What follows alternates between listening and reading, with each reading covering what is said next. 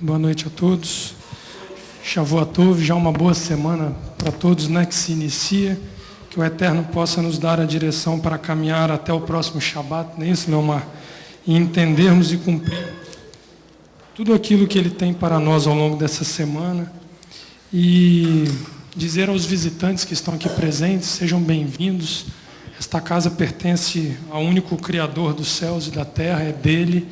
Nós somos meros servos aqui, cuidadores desta casa. Sintam-se à vontade, sintam-se em casa e que dentro daquilo que nós pudermos servi-los, nós aqui estaremos. Amém? O Leomar já introduziu hoje pela manhã a 39ª porção de estudo da Torá, a Parashá Hukat, que tem por nome Estatuto. E o Leomar hoje ele fez uma direção bastante interessante dentro do conceito que, segundo ele vem acompanhando, né, Leomar, ao longo da semana que o Eterno tem falado. E o nosso intuito é sempre procurar trazer para o cotidiano do que a congregação tem vivido. Nós temos tentado muitas vezes trazer isso para o que é a nossa realidade, para que ela se torne viva. A palavra do Eterno seja viva e presente no nosso dia a dia. Então, baseado nisso é que nós vamos tentar hoje mostrar que a Parashá Hukat ela é mais atual do que nunca em nossas vidas, mesmo parecendo um início de estudo complicado, porque quando a gente se depara com o primeiro capítulo aqui no capítulo 19, nós muitas vezes não conseguimos compreender qual a conexão que isso pode ter com o nosso dia a dia. Mas antes de adentrarmos, eu queria orar com vocês para que o Eterno se faça presente aqui no nosso meio. Eterno Elohim de Abraão, de Isaac, de Jacó, eis-nos aqui, ó Pai, já nas primeiras horas do primeiro dia de uma nova semana, onde o Eterno nos deu vida, nos deu o sopro de vida remanescente, para que pudéssemos estar aqui vivos diante de Ti, compartilhando e estudando um pouco da Tua palavra. Tu sabes, ó Pai, que o mérito existe somente em Ti e na Tua misericórdia para conosco, para nos dar uma palavra que gere vida e não gere morte para ninguém. Porque Tu sabes, ó Pai, que a Tua palavra é uma espada, que ou ela dá vida ou ela dá a morte para nós. Por isso nós queremos a vida vinda através da Tua palavra. Que o Eterno nos abençoe imensamente nesta noite, que já começa no primeiro dia desta semana. Que o Eterno assim seja conosco, nos dando paz e liberdade para tentarmos mais um pouco para a Tua palavra. É o que nós clamamos em nome do nosso Mashiach Yeshua. Amém. Irmãos, eu tive uma dificuldade peculiar de estudar a Parashá Hukat, porque eu não saí do capítulo 19 praticamente. E não saí porque eu me atentei a alguns detalhes que, enquanto aquilo ali não se fez entender claramente, eu não conseguia avançar. E quando eu vi, era quase 5 horas da tarde hoje e eu já tinha que vir para cá. Mas, de certa forma, isso foi importante porque o capítulo 19, ele talvez seja um dos capítulos mais discutidos dentro das linhagens rabínicas de estudo da Torá. Por que isso? Não porque ela seja confusa, não porque ela seja de alguma maneira controversa, não é esse o ponto. O ponto dessa Parashá é que ocorre o estabelecimento de um novo estatuto para a nação de Israel, sem estar bastante claro o motivo pelo qual Adonai dá esse estatuto ao povo. Então isso torna as inúmeras linhas de pensamento judaicos, rabínicos, cristãos também, envolvidos em questões que eu considerei mais importante, não necessariamente me posicionar tentando entender qual foi o motivo pelo qual existiu esse estatuto, uma novilha vermelha, ou uma vaca vermelha na tradição, numa tradução talvez mais próxima da fidelidade do original. Mas eu me preocupei mais em entender a aplicação desse estatuto na nossa vida. E talvez isso seja o caminho pelo qual o Eterno vai fazer com que nós não fiquemos aqui relutando quanto aos porquês de algumas questões e nós venhamos ser mais abençoados entendendo o que nós recebemos através de cumprir esses estatutos que nos são ordenados. E conforme eu disse, é um estatuto. Se tratando de um estatuto, não tem negociação, não é isso, Leomar, que nós temos aprendido aqui. Nós somos compelidos a cumpri-lo e a guardá-lo de alguma forma. Então, se ele é um estatuto dado por Adonai, nós temos que entender o que há de vida para nós dentro deste mandamento, deste estatuto, para que ele faça sentido e nós tenhamos o prazer de cumprir este estatuto com entendimento. Essa que é a grande questão. A exata colocação de que não há um propósito definido para este estatuto leva a linhas rabínicas extremamente divergentes. Tem rabinos que defendem que o fato de ter essa ausência é uma negativa de Adonai dizendo, eu não vou dizer a vocês. Outros dizem que não, eu dou a vocês a liberdade de pensar no porquê eu dei esse estatuto. Eu preferi pular essa parte porque, como eu disse a vocês, o mais importante é o que nós nos beneficiamos quando cumprimos e entendemos esse estatuto à luz da palavra. E como nós temos aprendido aqui nessa casa, toda palavra inspirada por Elohim, a Torá, ela é fonte de vida para aquele que busca. Então, se ela é fonte de vida, ela tem que nos levar a um único lugar, que é o Mashiach e Yeshua expresso de forma viva através da Torá. Então, é onde nós vamos tentar aqui chegar com vocês. Então, eu queria começar lendo o capítulo 19, do verso 1, nós vamos até o verso 22 fazendo a leitura, e depois nós vamos pontuar algumas questões que são relevantes nessa sequência. Capítulo 19, verso 1 diz assim, disse o Eterno a Moisés e a Arão, este é o estatuto da lei que o Eterno ordenou, dizendo, dize aos filhos de Israel que te tragam uma novilha vermelha, sem defeito e perfeita, sobre a qual nunca foi posto jugo. Entregareis a novilha a Eleazar o sacerdote. Será tirada para fora do acampamento e será imolada diante dele. Eleazar o sacerdote tomará do sangue com o dedo e dele espargirá para a frente da tenda da congregação 7 vezes. Na presença dele a novilha será queimada. Serão queimadas o couro, a carne, o sangue e os excrementos. O sacerdote, tomando em seguida pau de cedro e sopo, pano de vermelho, o lançará no meio do fogo que queima a novilha. Então o sacerdote lavará as suas vestes e banhará o seu corpo com água. Depois entrará no acampamento, mas estará imundo até a tarde. Também o que queimou a novilha lavará suas vestes com água, e com água banhará o seu corpo, e imundo será até a tarde. Um homem limpo ajuntará a cinza da novilha e a porá fora do acampamento, num lugar limpo.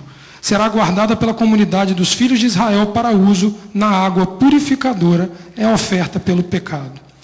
Aquele que recolheu a cinza da novilha lavará suas vestes e ficará imundo até a tarde. Isso será por estatuto perpétuo aos filhos de Israel e ao estrangeiro que peregrina no meio deles. Aquele que tocar em um cadáver, qualquer que seja o morto, ficará imundo 7 dias. Deverá purificar-se com esta água no 3º e 7º dia. Então estará limpo. Mas se não se purificar no 3º e no 7º dia, não será limpo. Todo aquele que tocar em um morto, cadáver de alguém que morreu, e não se purificar, contamina o tabernáculo do Eterno. Tal pessoa será eliminada de Israel, porque a água purificadora não foi espargida sobre ele. É imundo, permanece nele a sua imundícia. Esta é a lei a respeito de uma pessoa que morre numa tenda. Todo aquele que entrar na tenda e todo aquele que estiver nela será imundo 7 dias. Também todo recipiente aberto que não tenha sido fechado com uma tampa ou com uma atadura será imundo. Todo aquele no campo aberto tocar em alguém que tenha sido morto pela espada, ou em alguém que tenha morrido de causas naturais, ou nos ossos de algum homem, ou numa sepultura, será imundo 7 dias. Para o imundo, tomarão num vaso um pouco de cinza da vítima queimada como oferta pelo pecado, e sobre esta porão água corrente. Então, um homem limpo tomará esopo e o molhará naquela água, e a espargirá sobre aquela tenda, e sobre todo o utensílio e sobre as pessoas que ali estiverem, como também sobre aquele que tenha tocado em seus ossos, ou em alguém que tenha sido morto, ou que morreu de causas naturais, ou numa sepultura. O homem limpo espargirá sobre o imundo no 3º e 7º dias, e no 7º dia o purificará. O que era imundo lavará suas vestes e se banhará com água, e à tarde estará limpo. Quem, porém, estiver imundo e não se purificar, este será eliminado do meio da assembleia, porque contaminou o santuário do Eterno. A água purificadora não foi espargida sobre ele, é imundo. Isto será para eles como estatuto perpétuo. O homem que espargir a água purificadora lavará suas vestes, e o que tocar na água purificadora será imundo até a tarde. Tudo em que o imundo tocar também será imundo, e quem nele tocar será imundo até a tarde. Quando eu me deparei com essas questões, eu ouvi muito imundo, imundo, imundo. É água, a gente esparge sobre ele, ele se banha. Então eu achei importante que nós primeiro tentássemos entender essa questão, porque dentro do mesmo capítulo, ele fala daqueles que são responsáveis por preparar essa oferta, ele fala para quem se aplica a oferta, e ele fala como se deve exercer o ritual estabelecido nisso daí. Então são 3 pontos que são essenciais para a gente entender a questão. Dentro do estatuto, ele fala de uma vaca ou de uma novilha vermelha, que o nome em hebraico é pará adumá. É o nome que se usa para esse animal. É um animal que tem as suas peculiaridades, nós vamos falar sobre isso. Mas existem 3 coisas básicas que a gente precisa entender nessa paraxá. Primeiro, ela vem a seguir de uma revolta grave envolvendo os levitas, Coré, Datã e Abirão. Junto com eles, mais 250 mortos e mais 14 mil consumidos pela ira de Adonai. Então nós vemos que muitas vezes a margem que se discute na linhagem rabínica se apoia nessa questão para poder direcionar o entendimento de que foi a partir disso houve a necessidade de se criar este ritual de oferta a Adonai pelo pecado. Mas, na verdade, a paraxá ela não é clara quanto a isso, não existe isso bem definido, ela é simplesmente uma suposição dentro de alguns pensadores e de alguns estudiosos da palavra. O segundo ponto é que ela apresenta um contexto bem definido de purificação para alguém que entrasse em contato com o cadáver, tá certo? Através de um ritual bem determinado. E o terceiro ponto é que ela permite que alguém que não esteja contaminado, momentaneamente se contamine para dar oportunidade ao contaminado de se purificar. Deu para entender isso? O que não está contaminado tem uma permissão de um momento de se envolver com aquele que está contaminado, ou seja, ele provisoriamente, o Leomar falou sobre isso, ele tem um tempo para se contaminar e depois novamente se purificar. Então, isso é uma peculiaridade desse ritual, porque se nós formos analisar os outros que são feitos dentro do tabernáculo, nós vemos que a pureza daquele que exerce o ritual, ela é exigida do início ao fim do sacrifício, não havendo contaminação nesse processo. Aqui é diferente. Aqui o sacrifício ele sai do âmbito do tabernáculo e ele vem para fora do arraial. Isso para a gente já demonstra uma peculiaridade, porque ele se torna mais abrangente, não no sentido de importância ou de peso que esse sacrifício tenha, mas de talvez conseguir, como nós vimos aqui, existe a participação do sacerdote, porém, é um chamamento para todo o arraial realizar. Então existe a particularidade da voluntariedade de qualquer um presente no arraial de chegar a esse sacrifício. Então isso também é uma outra situação que é um pouco diferente nessa questão. Lembrar que ela vale como oferta por pecado. Ela tem a mesma diretriz que as leis sacrificiais de oferta de pecado levam, porém com essas peculiaridades. tá certo? Isso é outra questão que é bastante relevante. Se nós olharmos a questão do animal envolvido, a novilha vermelha, segundo os estudiosos informam, é um animal que deve vir sem defeito e perfeito, a ponto dos rabinos dizerem que ao longo dos estudos que foram feitos e da tradição que foi passada, quando se encontravam 2 pelos pretos sobre o lombo desse animal, ele já era descartado e considerado inútil para a realização desse sacrifício. Então isso é uma questão importante. E outra coisa, esse animal ele não poderia ter sido submetido a julgo, e ele, segundo a história conta, e os estudiosos também, era um animal tão raro que ele tinha um valor comercial no meio do arraial diferenciado. Tamanha era a procura e a necessidade de se ter esse animal, porém não era encontrado com muita facilidade. E se nós formos dividir o capítulo que nós acabamos de ler, se nós formos até o verso 10, nós vamos ver que ali ele não está falando do sacrifício, do ato de purificação propriamente dito. O que ele está ensinando ali para nós até o verso 10? A necessidade de haver 3 pessoas diferentes para a preparação dos elementos envolvidos no ritual que seria realizado para a purificação. Então esse é o primeiro ponto. Os primeiros 10 versículos, ele aborda o sacerdote Eleazar e mais 2 homens.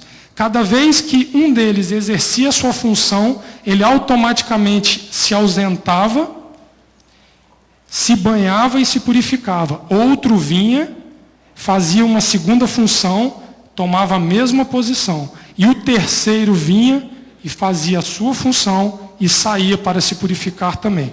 Se nós olharmos aqui, ele diz, o versículo 7, então o sacerdote, no caso Eleazar, lavará as suas vestes e banhará o seu corpo com água. Depois entrará no acampamento, mas estará imundo até a tarde. Mas olha o que Eleazar faz no verso 5 e no verso 6. Na presença dele, do sacerdote, a novilha será queimada. Serão queimadas o couro, a carne, o sangue e os excrementos. O sacerdote, tomando em seguida pau de cedro e sopo, pano vermelho, os lançará no meio do fogo que queima a novilha. Essa é a função do sacerdote no processo. Ele não continua o resto do processo. Se nós olharmos, nós vamos ver aqui no verso 9, ele já diz, um homem limpo, então outro homem, ajuntará a cinza da novilha e porá para fora do acampamento, num lugar limpo. Será guardada pela comunidade dos filhos de Israel. Mas no 8 ele também fala, também o que queimou a novilha, ou seja, não foi o processo feito pelo sacerdote, ele também se separa para isso.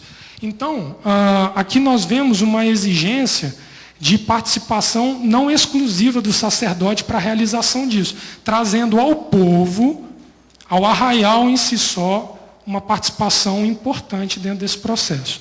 Do verso 11 em diante, ele já começa a falar na questão de quem deve se purificar, por que deve se purificar, e as penalidades para quem não se purificar dentro desse ritual. Então nós vemos como característica do ritual, Eleazar o sacerdote, o animal levado para fora do arraial, nós vemos 3 elementos misturados às cinzas do animal durante a queima do animal, pau de cedro, lã de carmesim ou pano vermelho e sopo.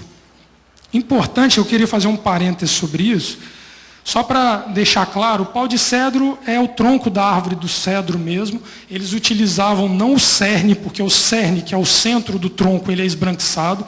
Eles usavam a parte mais periférica, que tinha uma cor castanho avermelhada. Mais ou menos, eles dizem que é parecido com a cor de aquele vermelho telha, que se tem para poder usar. Terracota? É isso, terracota, ela está falando. É mais ou menos essa coloração que eles colocam. A lã de carmesim, ele já é um vermelho mais forte, mais definido, como se fosse o vermelho do sangue vivo. Quando a gente corta a pele, a gente vê aquele sangue vermelhinho, tá certo? E o isopo. O isopo, ele é uma planta é encontrada em muitas partes do mundo. O Oriente Médio tem muito deles. E o hisopo ele tem propriedades medicinais e farmacológicas. Era usado tradicionalmente para isso, mas também usado em alguns ritos sacrificiais e alguns ritos religiosos importantes que a Torá fala. E eu queria destacar um deles, que é quando o anjo da morte vai passar sobre o Egito matando os primogênitos. O que é utilizado para manchar de sangue o marco das portas é banhar o hisopo no sangue do holocausto e você utilizar isso daqui. Então já era tradicionalmente utilizado na forma de, eles dizem, como se fosse uma esponja, porque ele tem uma capacidade, inclusive, de absorção dessas substâncias que ele tem contato. Então lembrem que é importante, nós vamos entender por quê, 2 tonalidades de vermelho e o hisopo como meio de se levar, ou meio de se absorver essas substâncias às quais eles eram misturados. E nós vamos depois entender a importância disso. Outra coisa importante é que, se nós olharmos com carinho, quando ele fala os participantes envolvidos nesse processo, ele não exclui o estrangeiro. Onde é que está aqui? É no verso 10. Olha o finalzinho, a parte B do verso 10. Isso será por estatuto perpétuo aos filhos de Israel e ao estrangeiro que peregrinar no meio dele. Então, nós vemos que, ao sair do tabernáculo, a abrangência desse ritual de purificação, ele alcança, inclusive, o que não é nativo do povo de Israel. O peregrino, o que numa das traduções que eu li, chama de prosélito, é aquele que foi convertido à religião de Israel naquele momento. Então, nós temos aqui uma abrangência que, pelo que eu procurei nos outros ritos sacrificiais, eu não consegui encontrar algo parecido que fosse tão abrangente, de uma maneira onde havia uma participação efetiva de todos. E quando nós entendermos o propósito disso tudo, nós vamos assim conseguir concluir que um processo de purificação envolvendo toda uma assembleia, para nós, se nós trouxermos para a realidade a qual nós estamos, ela chama a responsabilidade, porque nós temos vindo estudando o papel sacerdotal desde o livro de Levítico, correto, Leomar? Nós temos estudado a função do sacerdote o tempo inteiro. Agora, nós temos uma peculiaridade, que não só o sacerdote, mas todo o arraial tinha uma responsabilidade de se purificar para ver novamente a presença de Adonai no meio deles. E nós vamos entender que isso fala muito ao nosso coração, só que, se nós formos olhar, que nós temos em mãos uma paraxá, que começa falando de um estatuto, do qual não se tem a premissa dele, ou seja, o porquê é que ele foi criado, a primeira pergunta que nós temos que fazer é qual? Por que cumprir esse estatuto? Vocês concordam comigo? Amém, Dinaí. A Dinaí diz, para obedecer. Mas você concorda que não é normal nós encontrarmos nos mandamentos uma ausência de um porquê ele foi criado? Se nós olharmos no geral, entende-se por que foi criado o sacrifício de holocausto, o sacrifício expiatório, o altar de incenso. Existe um porquê que nós conseguimos entender isso ao longo do estudo. Mas aqui, quando eu me fiz essa pergunta, e isso daí, muitos rabinos respondem da seguinte maneira: Adonai omitiu porque assim aprove a ele omitir. Amém. Ou seja, nós não dependemos desse entendimento para cumprir. Mas qual é a chave da questão? Do que nós dependemos realmente para conseguir cumprir algo do qual nós não entendemos por que foi criado? A fé. Amém. E se nós observarmos a turma da intercessão que está aqui todo dia de manhã, todo dia à noite, nos domingos também, já existe, Rita, pelo menos umas 3, 4 semanas que o Eterno vem falando de fé conosco de uma maneira muito, às vezes até muito dura, né, Sandra? Ele tem trazido ao nosso entendimento, e eu acho que essa confirmação ela convergiu muito na paraxá passada que falou de Coré, Datã e Abirão, porque um povo que é tirado da maneira miraculosa que é tirado do Egito, quando adentra um deserto, começa a questionar o Deus que fez tudo aquilo no Egito contra Faraó e os seus encarregados. Eles viam o maná caindo do céu, viam uma coluna de nuvem à noite, uma nuvem de dia acompanhando. E aí a pergunta que eu me fiz foi: por que tanta falta de fé em crer que um deserto não iria os consumir? Porque pensa bem, o Mar Vermelho se abriu. Será que o deserto ia ser suficiente para parar o braço de Elohim? Elohim não teria força para manter esse povo de pé no deserto? Então toda essa questão envolvendo fé, e acho que foi você, né, Leomar, semana passada, e pastora Sandra, né, que ensinaram sobre a paraxá Coré, Datã e Abirão. E nós podemos ver ali que tudo começa numa rebeldia por falta de uma crença a qual era exigida para que eles ultrapassassem o deserto da maneira como foi. E da mesma forma, se nós olharmos, essa paraxá ela também exige de nós uma questão chamada fé. Por quê? Por que eu estou colocando isso de forma tão enfática? Porque nós acabamos de ler Hebreus capítulo 10. Vamos dar um pulinho lá de novo. Hebreus capítulo 10. O Eduardo acabou de orar conosco esse texto. E nós não conseguimos uma resposta fora a fé para nos dar o entendimento de que nós não conseguiríamos agradar o nosso Criador. Porque a própria palavra em Hebreus, eu acho que é Hebreus 9, Hebreus 11, que fala, sem fé é possível agradar a Adonai, agradar a Elohim. Ou seja, você não consegue cumprir determinadas situações que nos são colocadas no nosso dia a dia, foram colocadas para a nação de Israel, se nós não tivéssemos esta fé solidificada o suficiente para crermos que aquele que nos mandou dar o passo, ele vai prover o caminho. É aquela história, fecha o olho e anda. O que Israel precisava era ter essa confiança pautada em Adonai, a ponto de não questioná-la, e ela faz o inverso. O que o Eterno tem dito que não tem sido diferente conosco nos nossos dias. Não tem sido diferente conosco porque nós pecamos no mesmo nível do pecado que eles cometeram ali no deserto, quando eles questionaram Adonai dessa forma. E aí você pode me perguntar, tá bom, e aí? E aí que aquela geração que pecou dessa maneira não passou do deserto. Né, Leomar? Toda essa geração ficou. Será que não vale a reflexão de que se nós não tivermos o mesmo cuidado que a Torá nos exige ter, será que nós vamos subsistir a todo o caminho que se tem nessa casa, através dessa obra, nas coisas individuais, peculiares na vida de cada um, que Adonai tem exigido por fé de cada um de vocês? E de mim também, eu falo isso de mim. E eu virei para o Leomar, falei, Leomar, eu vou expor nossa situação, porque pior do que a gente foi, eu acho que não pode ser. E eu vou chegar lá dizendo por quê. Eu estou rindo hoje porque eu já chorei o suficiente com isso, e eu vou dizer a vocês por que foi. Mas vamos entender aqui no capítulo 10 de Hebreus, eu queria ler a partir do verso 19 com vocês, onde ele traz o chamamento, e ele fala de uma purificação no meio desse chamamento de fé. E tem uma relação direta com o que essa paraxá está trazendo a nós.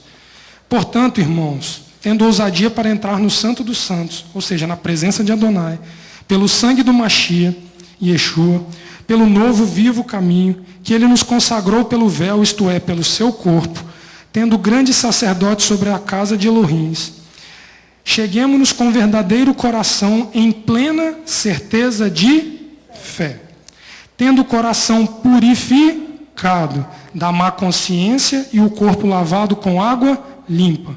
Guardemos firme a confissão da nossa esperança, pois fiel é aquele que fez a promessa. Consideremo-nos uns aos outros, para nos estimularmos ao amor e às obras. E aí eu queria pular lá no 35, porque nós já lemos ele todo.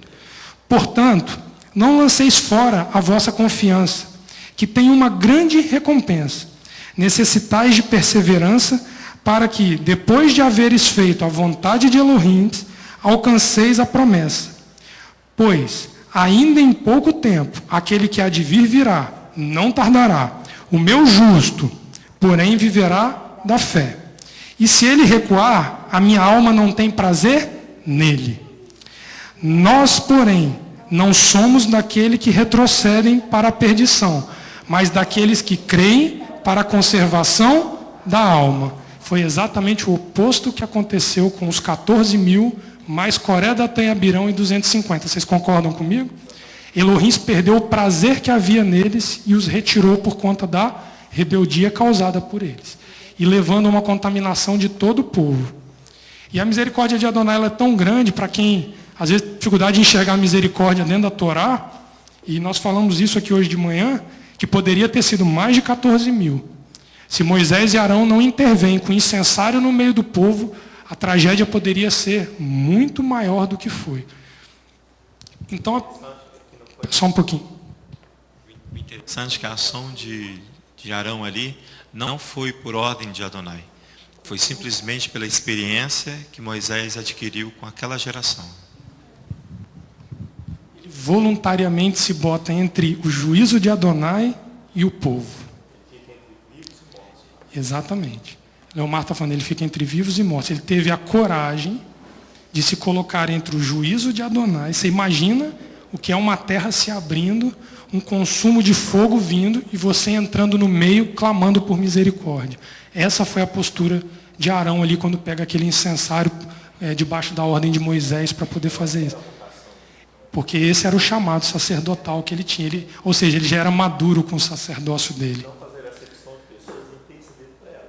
Leomar está dizendo, não fazer acepção de pessoas é interceder por elas. É servir até o fim. Até o fim. E se Adonai vier e suplantar essa tentativa, mas ele foi até o fim. Diferentemente, por exemplo, de Noé, né? Se nós formos olhar lá atrás, Noé não teve a mesma postura que esses homens tiveram. E Moisés e Arão não foi uma só vez que eles fizeram isso, não. Se nós olharmos, desde a negociação com o faraó lá na saída do Egito, faraó, deixa os mais novos. Ele, não, eu quero todo mundo. Não os velhos, os mancos, os doentes. Não, eu quero todo mundo. O gado, não, eu quero todo mundo. Moisés, ele sempre se botou ao lado do povo para trazer esse povo para onde Adonai queria que esse povo chegasse. E interessante que essa paraxá ela se tornou tão atual quando eu entendi algumas coisas, que eu falei, pai, Hebreus 10 está aí nos corrigindo sobre essa questão da fé o tempo inteiro. Mas, para minha surpresa, eu me peguei com a seguinte situação. Salmo 51. Dá um pulinho lá, por gentileza. Esse tem mais de 2 anos, né, Rita? Que a gente está orando, Maria Célia? Uns 2 anos, o Salmo 51, diariamente? Tem, né? Pois é. Pois é. Vamos lá. Se nós observarmos a postura de Davi aqui estava confessando publicamente, através desse salmo, um pecado grave que ele cometeu, do qual ele pagou um preço alto por ter cometido esse pecado. Só que se nós atentarmos com um pouquinho de detalhe, nós vamos ver uma peculiaridade aqui no Salmo 51, que faz lembrar o ritual de purificação da novilha vermelha. Será que a novilha vermelha é tão antiquada assim? Aquele ritual ele já passou, ele não tem validade mais? Vamos procurar ver? O Salmo 51 ele é lindo, eu vou querer ler ele todo com vocês, vocês me permitam. Tem misericórdia de mim, ó Elohim. Ele está clamando por misericórdia. Segundo o teu constante amor. Segundo a tua grande compaixão, apaga as minhas transgressões. Então aqui ele está confessando um pecado dele. Concorda? Isso está bem claro aqui para nós. Lava-me completamente da minha iniquidade e purifica-me do meu pecado. Lava-me e purifica-me. Pois eu conheço as minhas transgressões e o meu pecado está sempre diante de mim. Contra ti somente pequei e fiz o que é mal diante de teus olhos, de modo que és justificado quando falas e puro quando julgas. Certamente em iniquidade fui formado e em pecado me concebeu a minha mãe. Certamente tu amas a verdade no íntimo e no oculto me fazes conhecer a sabedoria. Olha só agora o verso 7. Purifica-me com e ficarei puro. lava-me e ficarei mais alvo do que a neve.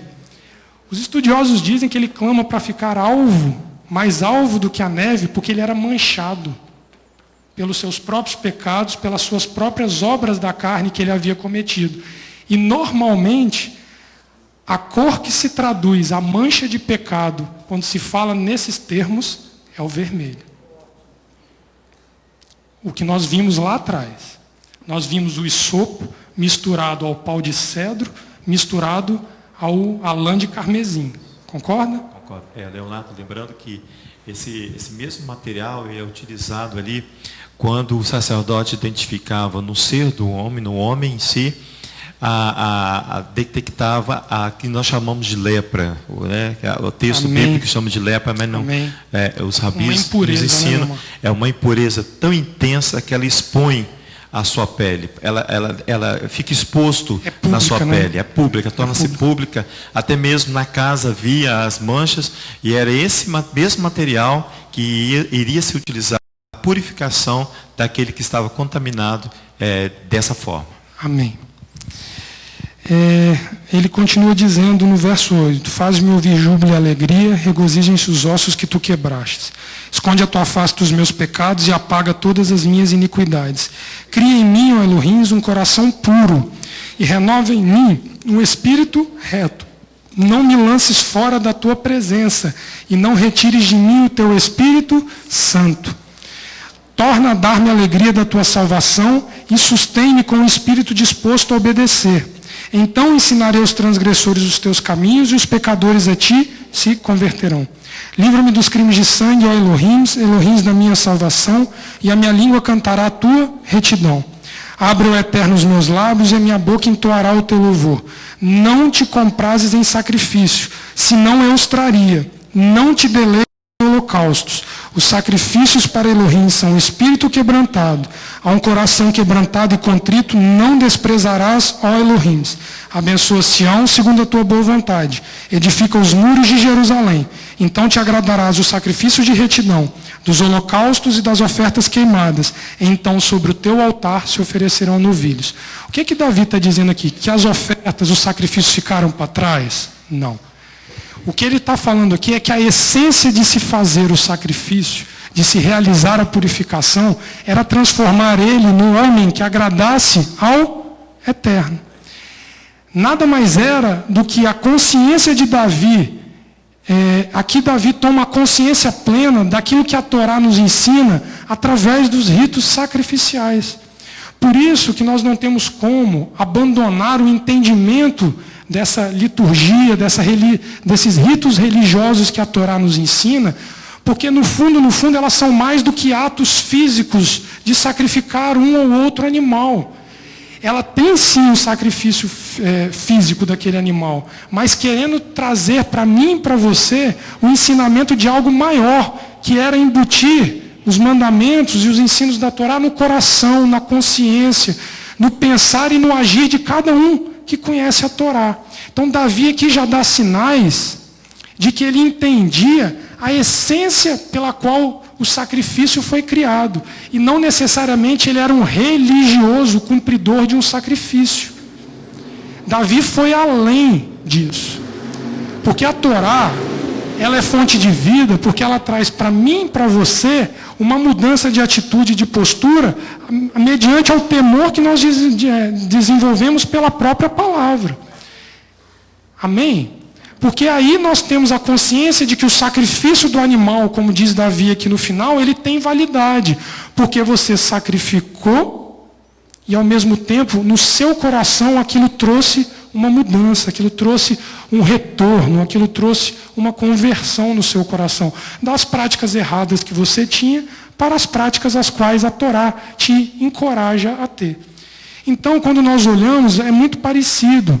Muda talvez o mecanismo. Davi aqui não relatou o sacrifício de uma novilha, mas Davi aqui expôs o seu coração diante de Adonai e encontrou em Adonai o perdão pelo seu pecado. Ou seja, Davi aqui alcançou plenamente aquilo que o sacrifício se propunha a fazer. Deu para entender isso? Tá claro? Então tá bom. Oi, Léo. vermelho como a escarlata, não é isso? Isaías 1, vamos lá, o Reinaldo pediu para a gente ir lá olhar.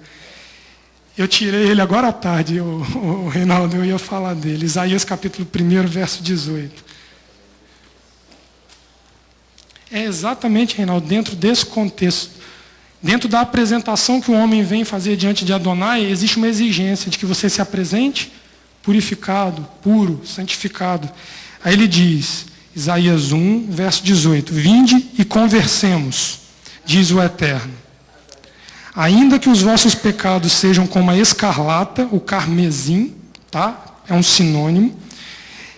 Eles se tornarão brancos como a neve, ainda que sejam vermelhos como o carmesim. Ele repete o carmesim aqui. Então, o Reinaldo faz uma colocação mostrando que Davi tinha plena consciência dessa questão. Ele sabia que ele estava manchado de uma maneira que impediria o acesso dele a Adonai. E ele precisava se fazer perdoar. Essa que é a grande questão.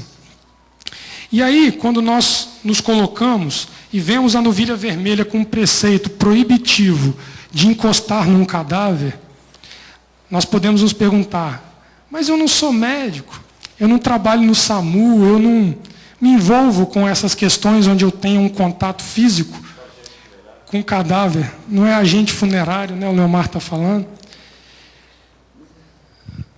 Toda vez que nós falamos de um morto, a palavra do Eterno, ela nos dá a condição de entender que pode se estar falando de um morto físico, mas de um morto que espiritualmente ele já se foi. Às vezes está vivo, andando, respirando, conversando, mas ele está totalmente morto. Por que ele está morto? Porque ele está cheio daquilo que não é fonte de vida. E a palavra nos ensina que o quê? Que as obras da carne, elas nos fazem manchar diante de Adonai. Nós nos tornamos inadequados para adentrar a presença de Adonai quando nós temos sobre nós a obra da carne e Adonai exigindo de nós que nós nos abatamos, ou seja, nós nos humilhemos, nós nos colocamos em posição de fazer sucumbir a nossa carne para que Adonai venha e se apresente diante de nós. Amém? Você quer falar, Léo? Você me fez lembrar um texto que eu tinha separado para ler pela manhã, mas não consegui. Que está lá em Ageu, não sei se você separou esse texto para ler. Não. No capítulo 2, e fala exatamente isso que você está falando, porque se você se apresenta dessa forma, com as obras da carne... Você é um morto, né? Você é um morto. E você é o contaminador. Você passa a ser o contaminador. Então, nada que você acha que vai purificar, não será purificado, será contaminado. Aí, Ageu aqui no capítulo 2, só alguns dos versículos, ele diz uma coisa interessante aqui, a partir do verso 10. E ele está falando justamente para a classe sacerdotal. Né, para aqueles que são responsáveis de manter em ordem o sacrifício. Não somente o sacerdote, mas todo aquele que é convocado a participar do serviço para Adonai, os servidores do Eterno. Aí no verso 10 ele fala assim, o 24º dia do 9º mês, no 2º ano de Dário, veio a palavra do Eterno por intermédio do profeta Ageu. Assim diz o Eterno dos Exércitos, pergunta agora ao sacerdote a Secat Torá. O Eterno manda ele questionar ao sacerdote. Se alguém leva carne santa na aba do seu vestido, e com a sua aba toca no pão, ou no guisado, ou no vinho, ou no azeite, ou em qualquer outro mantimento, ficará este santificado? Os sacerdotes responderam, não, porque santidade não se transmite, mas contaminação, sim, é o chamado epidemia. Aí no verso 13 ele fala assim, então disse Ageu, se alguém se tinha tornado impuro pelo contato de um corpo morto, tocar em alguma destas coisas, ficará isto imundo? Os sacerdotes responderam, ficará imunda. Aí ele disse, no verso 14, então disse Ageu, assim é este povo, e assim é esta nação diante do meu rosto, diz o Eterno. Tudo o que fazem e tudo o que ali oferece é imundo. Amém. Então a exigência, dentro dessa questão de purificação, ela vai dos dias antigos, mas ela chega até nós. Ela é atual. E talvez uma das questões que esteja nos fazendo impedir de nos encontrarmos adequados diante da presença de Adonai seja o pecado contra a própria fé, que nos é exigida para esse caminhar ao qual nós fomos chamados. E quando eu falei que eu iria dar um exemplo, e que muitas vezes nós temos a sensação iminente que assim como aqueles homens que pecavam e se recusavam a se purificar, porque ali existe uma penalidade, né? A gente falou sobre isso. O que tocava no cadáver e em 7 dias não buscava a purificação, ele era exterminado do meio do arraial. E não é muito diferente nos dias de hoje. Eu, o Rafael e o Leomar, nós tivemos uma experiência viva, assim, palpável, nas nossas mãos, de uma situação onde a nossa falta de fé, literalmente, quase ceifou algo que o Eterno tinha para nos dar. E a sensação que nós tivemos foi uma sensação tão ruim que quando nós nos apresentamos diante da Torá para orar, e o interessante, Leomar, não sei se você lembra, o entendimento que nós tivemos, que o nosso pecado contra Adonai foi falta de fé no que ele nos chamava para fazer, foi exatamente no ápice da Paraxá, Coré, Datã e Abirão. Nós, pela misericórdia do Eterno, conseguimos entender a tempo que o nosso pecado não era diferente do qual a Paraxá da semana estava nos ensinando. E nós nos apresentamos diante da Torá, num dos sacrifícios matinais aqui, nas orações matinais. E nós nos viramos para a Torá com um clamor, pedindo ao Eterno que não deixasse passar de nós aquilo que Ele havia nos dado. Pelo menos a sensação que eu tive, e eu compartilhei isso com os meninos, e eu creio que foi recíproca, foi de que ali, se nós não tivéssemos feito aquele apelo, a sensação é de que a nossa própria vida seria afetada diretamente com o que nós fizemos. O Leomar está falando que nós corremos com o incensário e nos apresentamos diante de Adonai. Nós fizemos uma tentativa de nos fazermos ser perdoados. Essa é a grande questão. Esses rituais, esses sacrifícios, eles têm por objetivo exatamente isso. A diferença é que eles têm várias formas, muitas vezes, e nós acabamos, muitas vezes, nos confundindo e misturando. Mas o propósito é nos tornarmos aptos para ter de Adonai aquilo que Ele quer de nós, que é uma relação conosco. Então, quando nós nos apresentamos aqui, tinha uma voz lá no fundo orando por nós. E eu nem ouvi direito, depois outra pessoa nos disse o que essa pessoa, essa intercessora aqui dentro da casa do Eterno orava.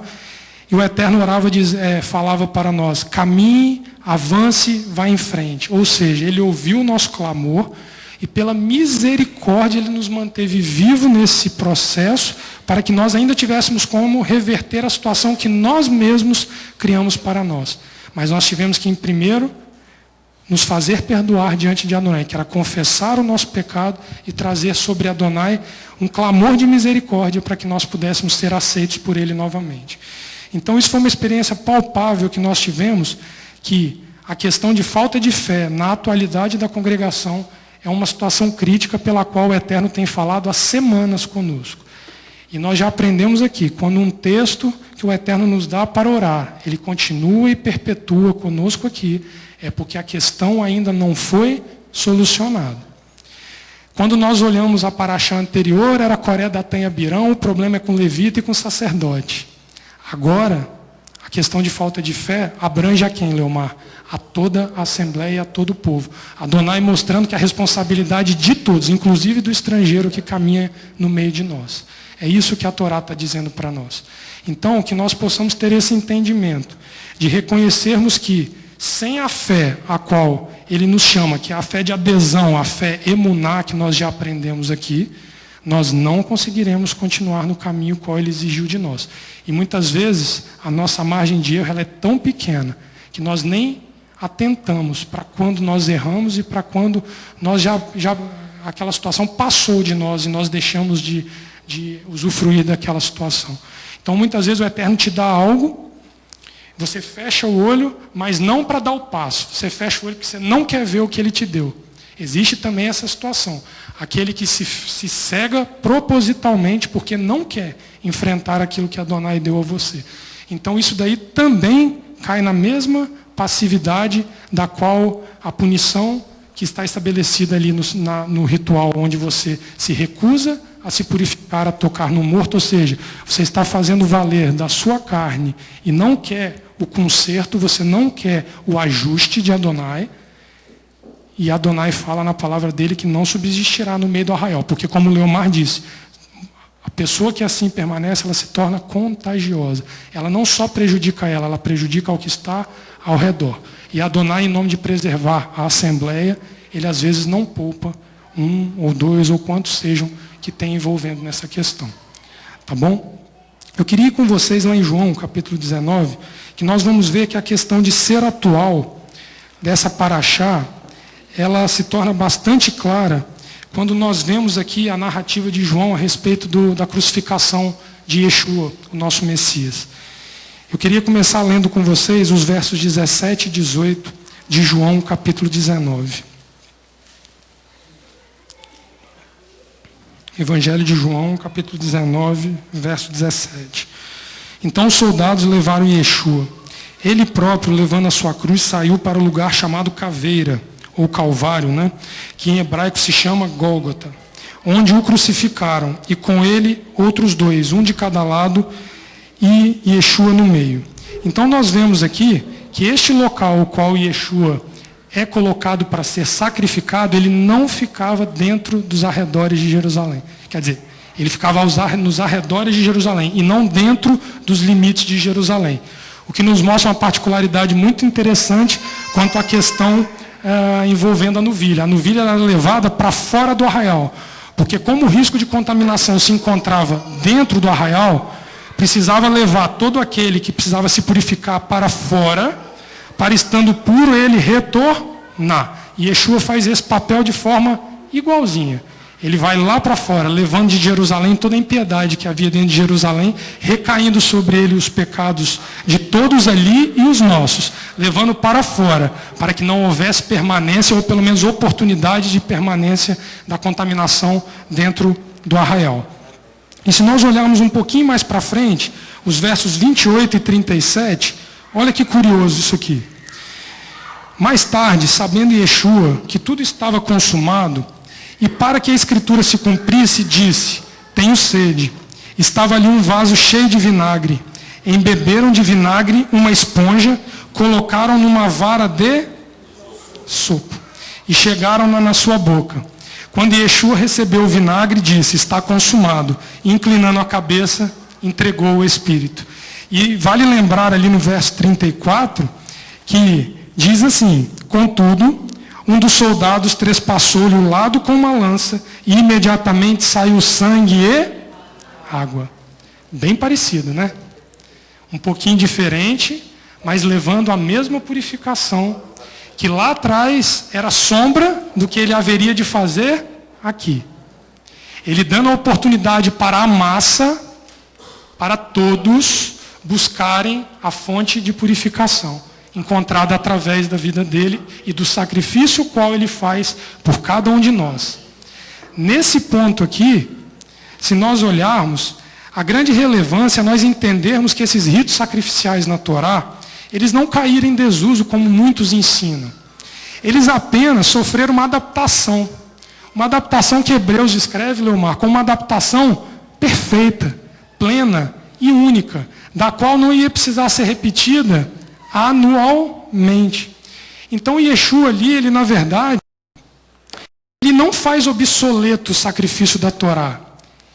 Ele aprimora e traz de uma forma definitiva, é o que Hebreus nos diz, e nós vamos lá em Hebreus para encerrar, que a partir do momento que você entende o sacrifício lá do passado como sombra das coisas vindouras, não é isso que a Brit Hadashah nos ensina, que Paulo fala para nós?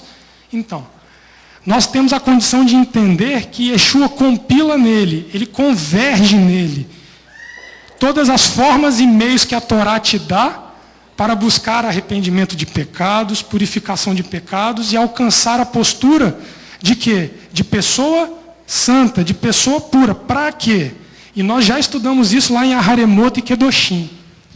Porque o único sacrifício que ele não vai fazer por você é se apresentar no altar do holocausto, porque esse lugar é meu e seu. Ele abre o caminho, Ele prepara o caminho, Ele te dá inúmeros meios através da Torá de fazer. Adonai vem da Yeshua, convergindo nele todas as formas de se chegar a esta condição. O que nós precisamos é dar o passo rumo ao altar. E ali é queimado. E morto não entra. Quem estiver cheio das obras da carne, a qual a palavra diz, e nos ensina ali em Gálatas, tem descrito, depois a gente pode ir lá, é porque eu já estou avançado da hora, não entra. Não entra. Então, o acesso ao altar está liberado, está pronto, está preparado, está pavimentado. Agora quem tem que entrar somos eu e você. E nós vimos isso lá em Nadab e Abiú com aquele erro tremendo que eles tiveram. Então vamos para a gente encerrar lá em Hebreus capítulo 9, que Hebreus é um livro que ele fala de fé de uma maneira extremamente profunda. E aqui nós vamos ver dentro de Hebreus questões que muitas vezes nós já lemos 1, 2, 3, 4 vezes. E aí nós vamos entender que a gente precisa ler a quinta, a sexta, porque eu fui atentar para isso, estudando nessa madrugada a palavra. Hebreus capítulo 9, verso 11, diz assim: o Machia, porém, tendo vindo como sumo sacerdote dos bens já realizados, por meio de um maior e mais perfeito tabernáculo, não feito por mãos, isto é, não desta criação, e não por meio de sangue de bode ou de bezerro, mas pelo seu próprio sangue, entrou no Santo dos Santos, uma vez por todas, havendo obtido uma eterna redenção. Se a aspersão de sangue, de bodes e de touros, e das cinzas da novilha, ele fala especificamente da purificação da novilha vermelha aqui em Hebreus, ou seja, o autor de Hebreus conhecia a Torá profundamente. Mas Paulo, assim, né, porque Hebreus ainda não... É meio discutível se foi Paulo. Eu, pessoalmente, acho que foi, mas conhecia muito a Torá. Então ele diz, e das cinzas de uma novilha, santifica os contaminados, quanto à purificação da carne, quanto mais o sangue do Machia, que pelo Espírito eterno se ofereceu a si mesmo imaculado a Elohim, purificará a nossa... Olha Davi lá atrás já tendo a noção do que Yeshua viria um dia fazer. Leomar está falando com uma consciência pura e sadia. Davi já tinha visto isso lá atrás, ele já tinha entendido que o rito sacrificial era sombra de algo maior que viria sobre nós. Só que ele teve fé, porque os olhos de Davi não viram ao Machia. Não viram, né? Nem o nosso, mas nós pelo menos conhecemos a história do nosso Machia, tem compilado nas nossas mãos, Leomar. Quanto mais o sangue do Machia, que pelo Espírito eterno se ofereceu a si mesmo imaculado a Elohim, purificará a nossa consciência das obras para servirmos ao Deus. Então é um Deus vivo, não é um Deus morto. Então morto não serve a Deus vivo. Amém? Por isso, ele é o mediador de uma nova aliança, para que, intervindo a morte para a remissão dos pecados que havia sobre a primeira aliança, os chamados recebam a promessa da herança eterna. Onde há testamento, necessário é que intervenha a morte do testador, porque um testamento só é confirmado onde houve morte, ou terá ele algum valor enquanto o testador vive. É por isso que nem a primeira aliança foi consagrada sem sangue, ou seja, precisava haver sangue na primeira aliança. Havendo Moisés anunciado a todo o povo todos os mandamentos segundo a Torá, tomou o sangue dos bezerros e dos bodes, com água, lã vermelha e sopo. O sacrifício da novilha está inserido aqui. E aspergiu tanto o próprio livro como todo o povo, dizendo: este é o sangue da aliança que Elohim ordenou para vós. Semelhantemente, aspergiu com sangue o tabernáculo e todos os vasos do ministério sagrado.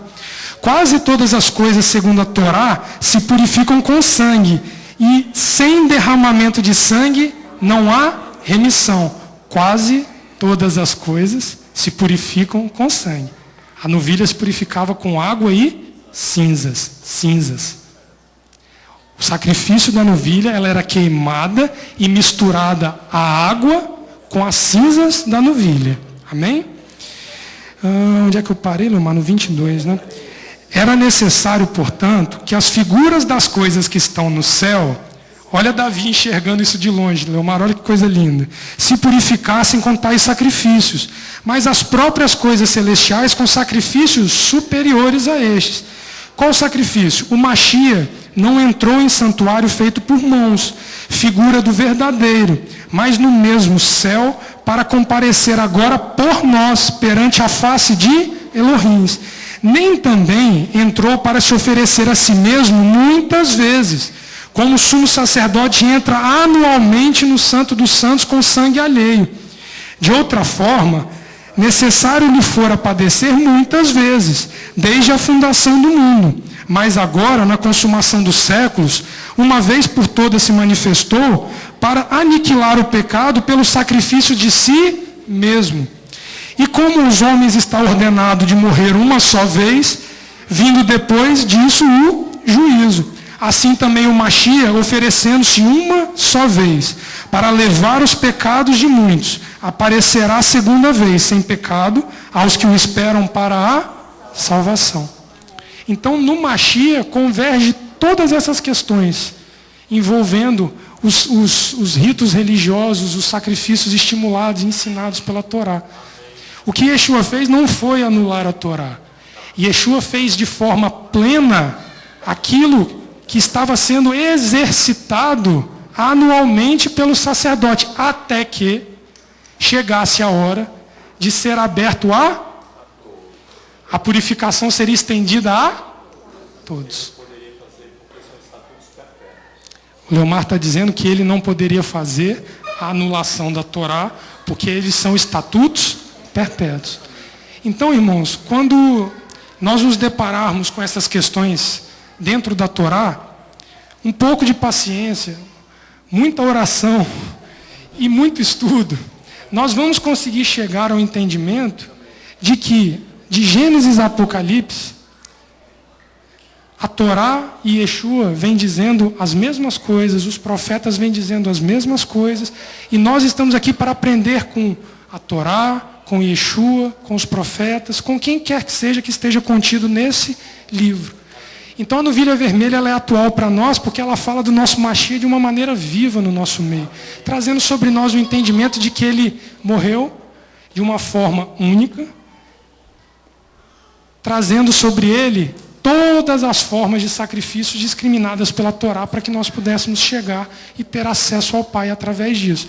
Graças a ele não existe mais para nós a necessidade de sacrifício de animal, a não ser este animal que ainda sobrou, que somos nós, que ainda temos que nos apresentar diante dele.